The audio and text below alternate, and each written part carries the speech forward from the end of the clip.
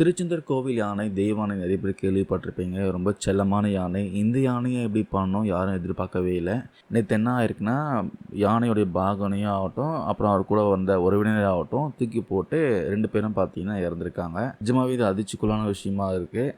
And இந்த யானைக்கு இது வரைக்கும் பார்த்தீங்கன்னா அந்த அளவுக்கு மதம் பிடித்ததே இல்லை. ஆனால் திடீர்னு என்ன ஆயிருக்குன்னா, அன்றைக்கி காலையில் வந்து வாழைப்பழம் கொடுத்ததுக்காக அந்த பாகனுடைய உறவினரை வந்து கொடுத்துருக்காங்க.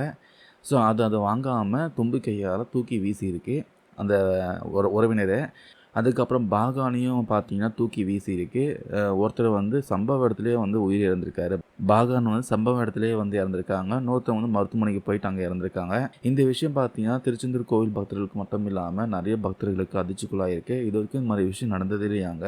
யானைக்கு வந்து மதம் பிடிக்குதுன்னா அதுக்கு ஏதோ ஒரு பிரச்சனை இருக்குது. ஸோ அப்பப்போ பார்த்தீங்கன்னா அதெல்லாம் ரிவ்யூ பண்ணணும். ப்ராப்பராக வந்து யானை மெயின்டைன் பண்ணால் மட்டும்தான் அதை மதம் பிடிக்காமல் இருக்க கண்ட்ரோல் பண்ண முடியும். ரொம்பவே செல்லமான யானையாக இருந்த தெய்வானை இப்போ அதை பார்த்து நிறைய பேர் பயப்பட ஆரம்பிச்சிட்டாங்க.